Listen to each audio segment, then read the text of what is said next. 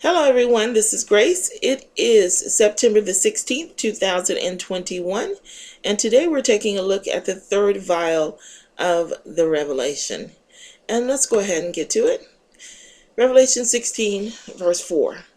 And the third angel poured out his vial upon the rivers and fountains of water, and they became blood. And I heard the angel of the waters say, Thou art righteous, O Lord, which art, and was, and shall be, because thou hast judged thus. For they have shed the blood of saints and prophets, and thou hast given them blood to drink, for they are worthy. And I heard another out of the altar say, Even so, Lord God Almighty, true and righteous are thy judgments. Now, I have mentioned before in the first and second, when we covered the first and second vial, that these are not universal. And if you are an Adventist, of course, you would recognize that. Sister White said that as well. He said that, I got that from her. But for those that are not Adventists, I wanted to show you how you can know that how you can know that from the Bible. Now, it does require a little bit of a review. So we're going to have to go back to the churches. We're going to look at the pattern that is set up by the sevens. The patterns of sevens in the Bible. But we don't really need to look at all of them, because if we look at the way it's set up here in the vials, the first four vials are the only ones that are in question. When it gets down to the fifth, the sixth, and the seventh vial, these are more specific about who is about what's going on. So we're just going to look at the first four in the pattern. We already know the fifth. The fifth, if you recall, the number 5 is something that is good. Something good happens to the saints, and something bad happens to the wicked, and it's always public. For the fifth trumpet, that was the sealing, I can't recall. Well, we know for the church of Smyrna, that's the resurrection. That's the time of the resurrection. The resurrection of the righteous, they come up, and then the worst of the worst come up from the wicked. So we already know that, but let's take a look at the churches real quick, the first four. So you have the church of Ephesus. Okay, I'm not going to read this. I may actually do a little bit of work on the churches later. Yeah, I'm not going to read it. You'll have to read it.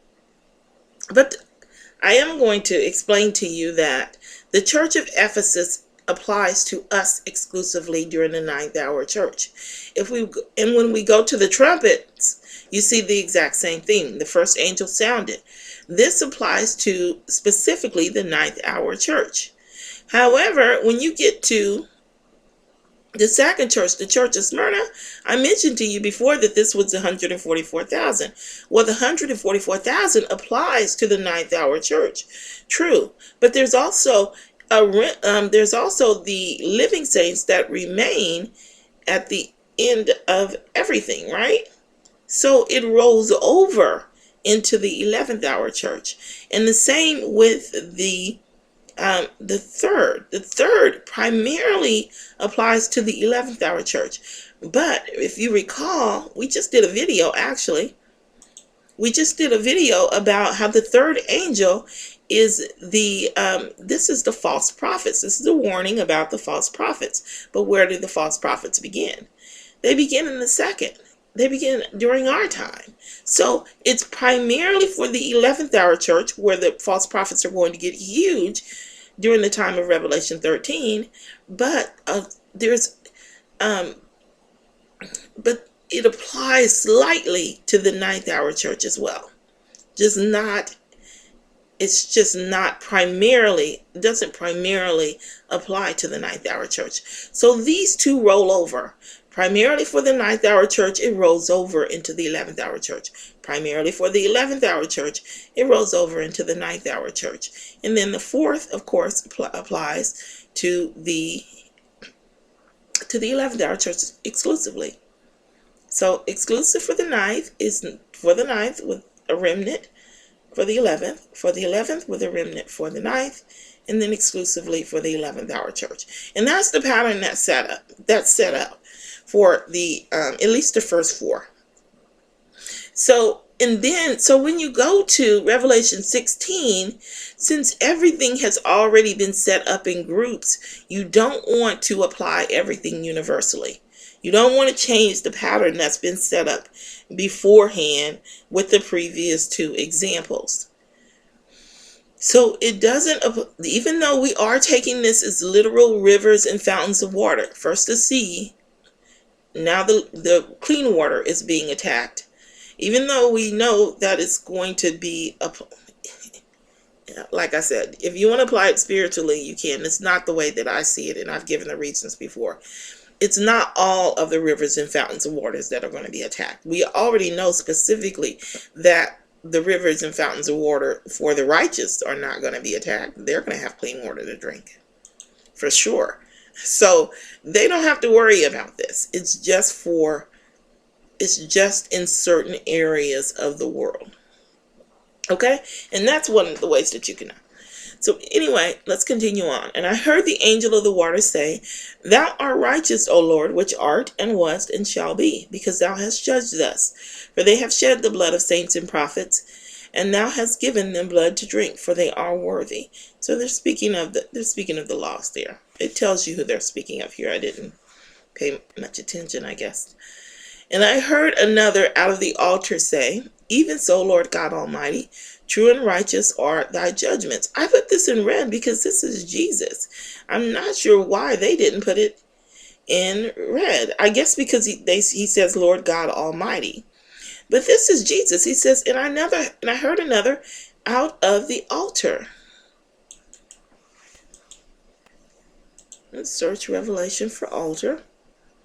Because we know here, right here in Revelation 8, that this is Jesus standing at the altar. And another angel came out and stood at the altar, having a golden censer. This was him acting as the high priest. And there was given unto him much incense, that he should offer it with the prayers of all saints upon the golden altar which was before the throne. That's the throne of God. And the angel took the censer. We don't need to read that. So this is the angel that are sounding the trumpets. Here we go. Another angel came from out of the altar. This is Revelation 14. Revelation 14, we see Jesus doing the harvest. Hold on. Came out of the temple, crying with a loud voice to him that sat on the cloud. So this is Jesus on the cloud. Thrust in thy sickle and reap, for the time is come for thee to reap, for the harvest of the earth is ripe. And he that sat on the cloud thrust in his sickle. So this is Jesus here. And then another angel came out from the altar. That's Jesus, which had the power over fire, over judgment. I don't think I saw, you guys, when I did 14 and 13, I was so burnt out on Revelation. I really don't think I did it justice. Had power over fire, over judgment, and cried with a loud voice to him that had the sharp sickle, saying, Thrust in thy sharp sickle and gather the clusters of the vine of the earth, for her grapes are fully ripe. So